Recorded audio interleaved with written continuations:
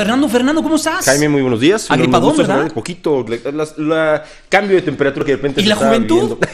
¿Dónde de repente no nos responde muy bien, Pero mira, aquí estamos, al pie del cañón. Al pie del cañón, como debe de ser. Muy contento por saludarte, igual que los amigos del auditorio, con muchas cosas además. Qué importante lo que está pasando en Venezuela, sin duda alguna. Muy importante, sin duda, lo de Venezuela. Oye, Fer, importante también lo que está generándose al interior de los partidos políticos. Hace unos minutos platicábamos con gente de Morena. Mañana van a definir. Nosotros nos íbamos un poco con lo que va a suceder en la Ciudad de México, el método de elección, pero nos decía César Cravioto que más allá de la Ciudad de México será de toda la elección de todos sus candidatos. Por supuesto, y no perder de vista lo que se mencionaba al inicio, los métodos de selección de candidato que van a tener los partidos políticos puede determinar de una manera muy importante los resultados mismos que van a tener en la elección, sin perder de vista el enorme escenario electoral que vamos a estar viviendo el próximo año. Se ha mencionado ya más de 3,000 cargos públicos en contienda durante lo que va a ser la elección de julio, y bueno, lo vimos por ejemplo en la elección del Estado de México, Jaime, amigos del auditorio, la manera en la que por ejemplo el PRD seleccionó finalmente a un candidato que terminó siendo una extraordinaria revelación como candidato en términos de la presencia que tuvo frente al electorado, del discurso que manejó, de la forma inclusive en que pudo ir más allá de la imagen o la percepción que originalmente tenía el propio partido político.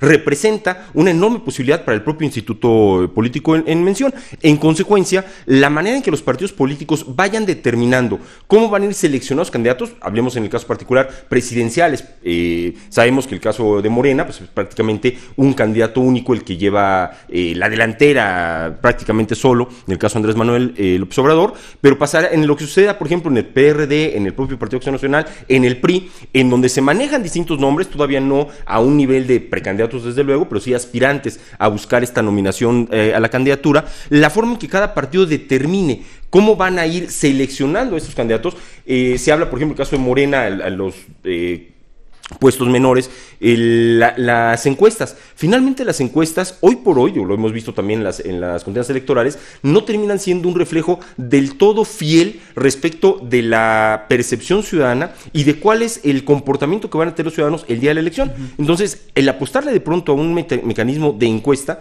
puede ser un tanto riesgoso ante qué aspirante tuvo mayor capacidad en los días previos de pronto de hacer sonar su nombre o de alguna suerte que lo reconozcan o que tenga alguna visibilidad frente al grupo, al sector, al segmento al que se le va a preguntar, y que no necesariamente sea el mejor posicionado electoralmente de manera inicial. Y segundo, o el que mueva más recursos, el que tenga una mejor percepción positiva, que también tiene mucho que ver. Te pueden conocer muy bien, pero qué tal si los negativos son mucho más amplios que los positivos. Y no solamente eso, qué tan buena campaña vas a estar en condiciones de realizar, que quizá, insisto, sería uno de los elementos que más tendrán que cuidar los partidos políticos a la luz de lo que hemos estado viendo este año, todavía el año pasado, y lo que sin duda alguna será una batalla electoral importantísima el próximo año.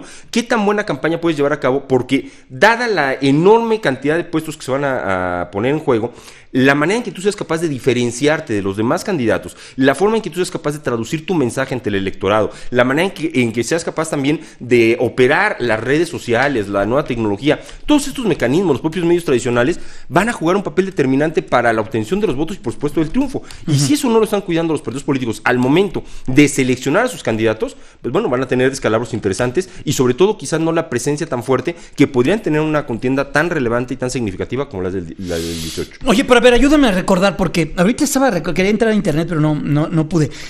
Morena fue muy criticada hace algunos años por el método de elección de sus candidatos, que me parece que lo sacó a través de una tómbola, ¿no? Sí, de una especie como de sorteo que se va a cabo. Que también es irte del otro, pero mañana también pueden decidir eso. Pues finalmente la ventaja que se tiene es que los partidos políticos, es parte de la vida interna de los partidos, pueden seleccionar a los candidatos de la manera en que consideren más conveniente, siempre que este mecanismo esté previsto en los propios estatutos. Si el mecanismo de selección de candidato no está establecido en los estatutos del partido, fácilmente quien no resulta seleccionado o cualquier incluso ciudadano podría inconformarse por el mecanismo de selección del candidato y seguramente tendría una muy buena suerte, una muy buena posibilidad en los tribunales, toda vez que no está establecido como tal dentro de los estatutos.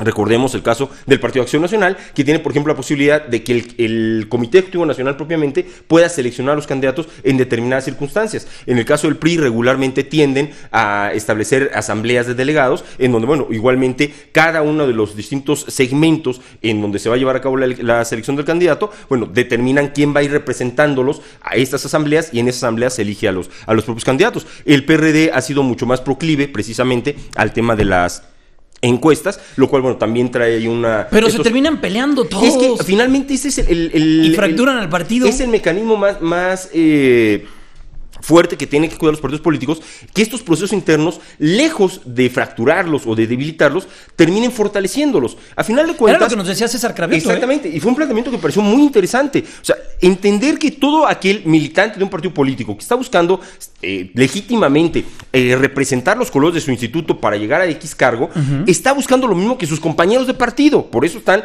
todos en esa misma agrupación. En consecuencia, no debería de ser el tema de obtener o no la candidatura lo que mueva a determinados aspirantes que en efecto terminan de pronto rompiendo con la propia estructura del partido, debilitándolo y mermando las condiciones o las posibilidades de que su compañero de partido pueda arribar al triunfo. Entonces, realmente sí son trabajos muy significativos que tienen que hacer al interior de los partidos políticos. Ponerse muy de acuerdo respecto de cuáles van a ser las reglas del juego que les permitan justamente este elemento de participación equitativa para todos los contendientes, y fundamentalmente el entender con esta altura de miras dentro de los propios aspirantes, que bueno, lo más importante es que para cada uno de ellos sus partidos sean competitivos frente al electorado, que puedan transmitirle al propio ciudadano que están puestos de acuerdo internamente y que tienen condiciones para poder gobernar y para sacar adelante los diferentes problemas tanto a nivel municipal, estatal o federal, por supuesto, que no son menores en nuestro país. Pues se había hablado, ahorita estoy leyendo un Bajo Reserva Express del 11 de junio del 2017, o sea,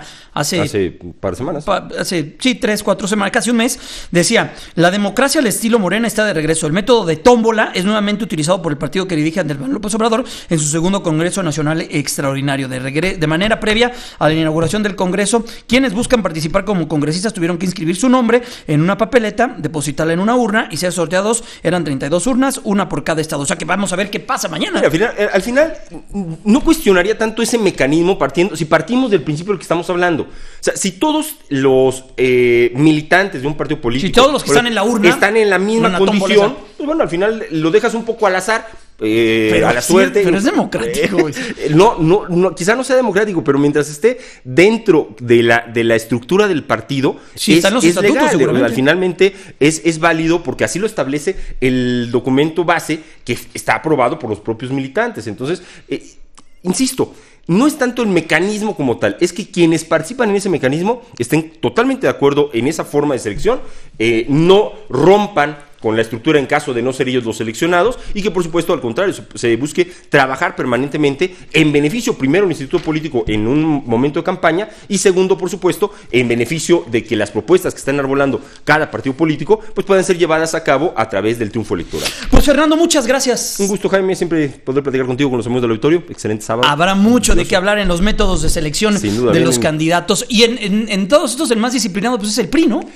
Tiene sus asegúnes. Recordemos que, bueno, finalmente parte de esto es un tema interesante, ya no tenemos mucho tiempo, pero parte de las grandes rupturas se dieron precisamente en el PRI, y algunos de los hoy aspirantes de otros partidos fueron priistas que no estuvieron de acuerdo con la forma de selección del candidato, no fueron seleccionados y bueno, terminaron hasta fundando otros partidos. Por ejemplo, lo vemos ahorita con Ivonne Ortega y ese grupo. No tanto, en el caso de Ivonne Ortega, porque ellos también están enojados, ¿no? No enojados, están haciendo un planteamiento muy interesante de cómo consideran debería de operarse este mecanismo, el famoso primero veamos qué queremos y después veamos quién lo va a encabezar, no la tradicional, primero definamos lo dijo en su momento Reyes Heroles, ¿no? Primero el programa, después el hombre. En este caso estaría haciendo un esquema más o menos similar, pero sí recordar algunos de los aspirantes, inclusive en posiciones hace 10 años, rompían con el partido cuando no resultaban seleccionados. Y esto provocaba una incisión importante y sobre todo la formación de nuevos institutos políticos dentro del país. Hay personajes que fueron destacados militantes priistas y que, insisto, hoy están enarbolando otras banderas, también es muy legítimo, pero precisamente por esta circunstancia, en la reforma electoral última, cualquier aspirante a candidato tiene, si no resulta electo de su partido político, ya no puede ser propuesto por otro partido, para evitar precisamente estos rompimientos. Pues gracias, Fernando. Un gusto, Jaime. Muy buenos días, es Fernando Ávila, nuestro experto en la agenda política. Vámonos contigo, Roxana Núñez, leer para aprender cuál es lo que nos propones para inicio prácticamente de las vacaciones. Muy buenos días. Leer para aprender. Hola, Jaime,